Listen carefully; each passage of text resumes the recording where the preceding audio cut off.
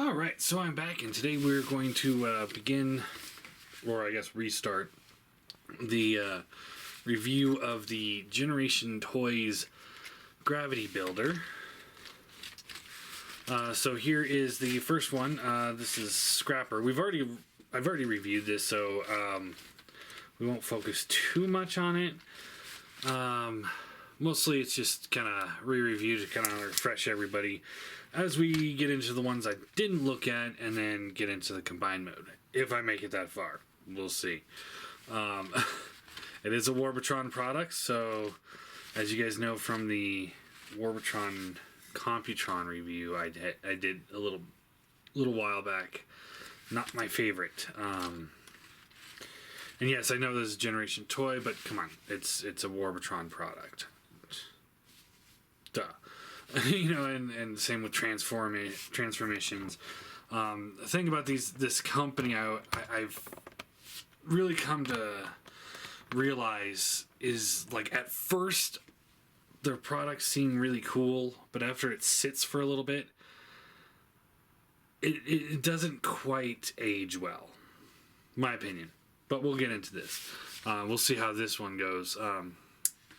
So here he is in his truck mode. I guess Scrapper is his name, which is, you know, Scrapper or Scraper or whatever. So the wheels do roll, not evenly. It's like some of them want to roll. Some of these bits are just kind of in the way.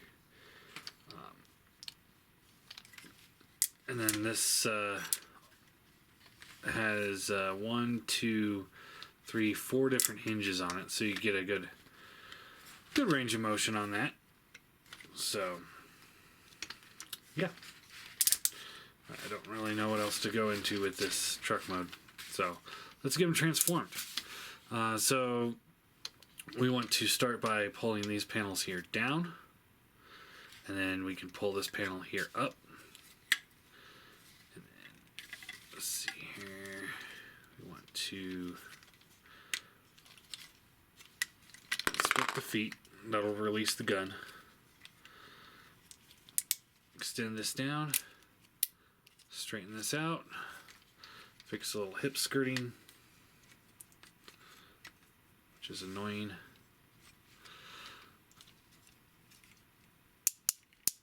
Alright. Untab these, and then these will fold back and down, just like that. This will rotate around, flips forward, and then that plug there will plug in that slot there. Nice and secure. Split the legs, and then the feet just kind of come down, just like that. These come down and they just kind of sit there.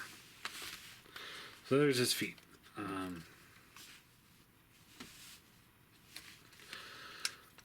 Rotate the arms down, and then you want to untab this, rotate the arm around.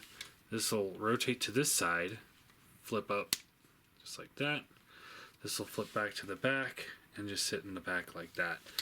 Again, doesn't really lock into place, just sits there. This one does tab into place though. Open this panel up here.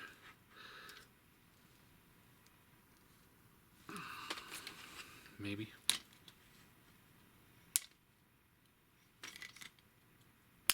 There we go.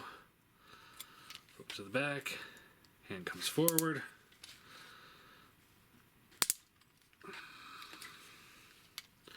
Now I believe this one has the cover fix already installed on it. Yeah. Because this was like super tiny and would snap off. And then you can, if you pull the hands forward a little bit, they will actually lock into place. And just like that.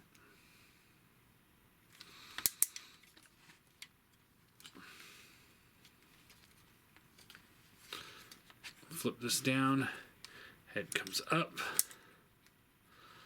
this closes, this will tab it back into place, and this will just kind of rotate however you want it to sit on the back there. And there you go.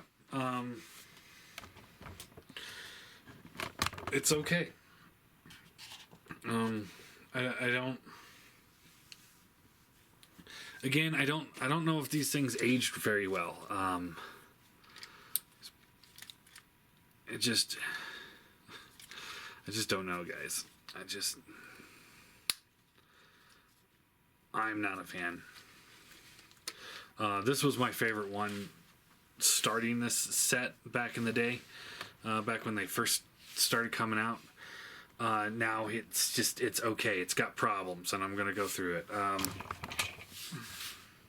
Let's see here. So posability wise, head is on a ball joint, so you get the left, right, up, and down. I know you had to replace this whole section here, like the guts of this, for combined mode because they did something wrong. You had to replace these bits, and I think there was an extra head for it, but I can't remember now. You got ratcheted shoulders, which is nice. Swivel out, which is good. You got this hinge here. I think that's for transformation. I'm not sure, but it doesn't really tab into place, so you just kind of have this, I wouldn't call it floppy, but this unstable inward bend on the elbow, which looks horrible. You got a bicep swivel, bend at the elbow. You got all this kibble that just kind of feels tacked on. Like it didn't need this ladder, and it didn't need this black piece at all. It does not need that. Nowhere does that make it like, man, this is the perfect truck because it has this gray flat colored ladder sitting off the side. Or this is the best truck in the world because it's got this little black doohickey sitting there. I mean, seriously, they're unnecessary. Wrist swivel, fingers open and close. There's a waist swivel. There's these pieces here that get in the way, and they're just in the way always. You got the ratcheted up and down on the leg. These do not lock into place. I mean, if they would have taken the plastic here and added it here to just have like a locker, just lock that into place, that would be great. But they can't do that because it's Warbotron. So you got the ratcheted up and down. If you just try and bend the leg, you bend it there, so you actually have to hold it here to bend it. Hips can go out all the way. Let's see, they can go forward. Without that piece there, they can go forward up to there. With that piece there, it can go forward to there. And then back to about here, and then the backpack gets in the way.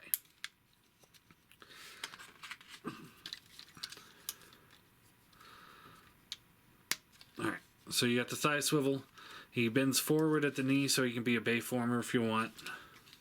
He bends backwards at this knee, which is ratcheted. Oh, I forgot to fold these down as well. So those are ratcheted.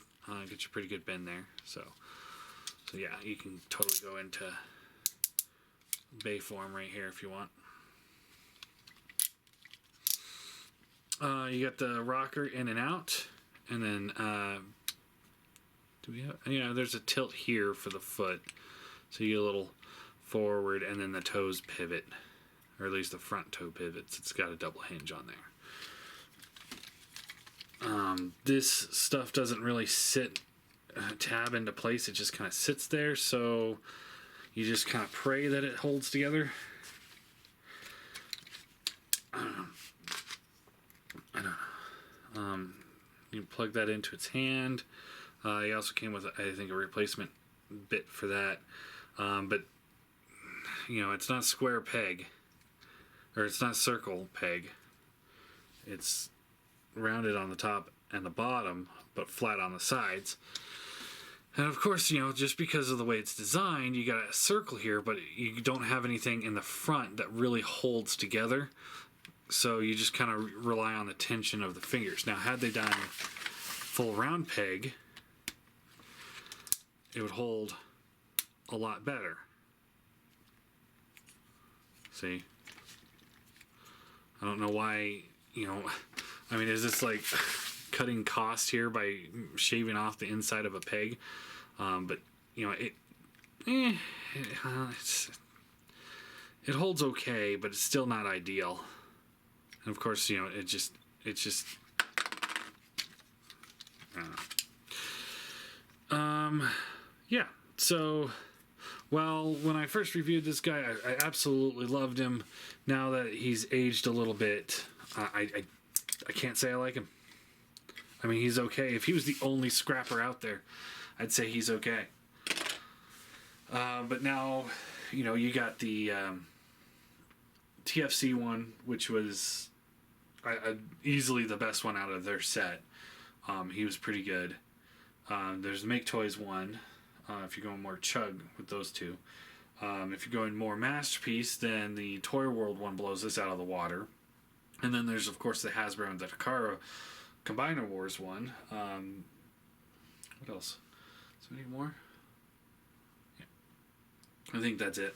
Now I know a lot of people say that this is IDW inspired. I don't read IDW, so I don't know. I don't care either. I really don't. All I know is that it's like an updated version of Scrapper, but because of design choices, like engineering choices, I guess would be a better wording there. Because of engineering choices on the figure, it kind of fails. And it's also just like because of the design choice, it's like I don't know where I'd put this in a collection. You know, some people I know are collecting IDW figures, and you know, hey, maybe that will fit in just fine. But if we're going chug, the problem is, you know, they're bigger than Prime, so that doesn't work all too well. And here it is within Masterpiece. So scale-wise, I definitely put it more in the Masterpiece scale, but design and aesthetic-wise, it's not Masterpiece. So I don't know where this would go. That's going to be an issue throughout all of them, I believe. But yeah, I mean, I honestly would say if the engineering on the figure was better, it would be a much better figure, and it would have aged a lot better. Just, you know, I think putting the hip skirts there, you know, for figures like this, it's so dated.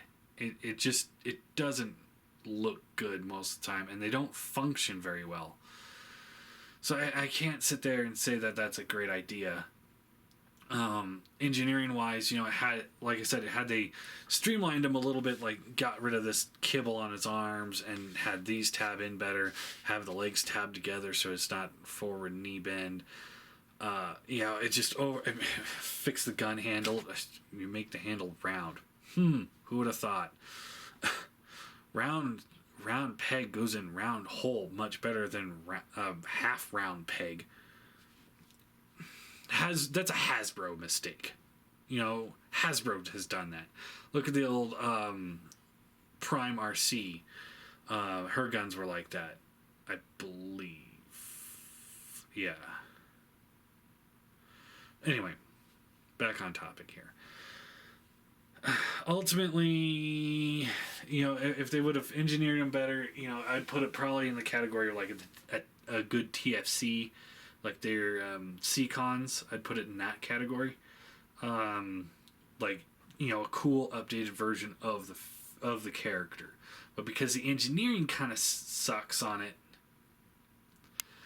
I can't say that. You know, all I can say is I don't know where it would fit in a collection. If you're going for just bot mode, and again, I review these guys based on strictly the bot modes, not the combined mode. And I don't know what collection you'd put it in, except for an IDW collection, and that's, you know, very few people are collecting that only. I don't know. It just can't put it in Masterpiece. It doesn't look right. It doesn't feel right. Can't put it in chug, it's too big. Unless you go with the oversized chug, but then it's like, then it gets to the point of like, well, what's the point of collecting that when you could just collect Masterpiece? And at the same price, I believe these were the same price as the Toy World ones. Yeah, I don't know. Anyway, let's give him a 7 out of 10. You know, he's still cool. He looks good. He could function a little bit better, but not terrible. I mean, he's not a complete fail. Just a mostly fail.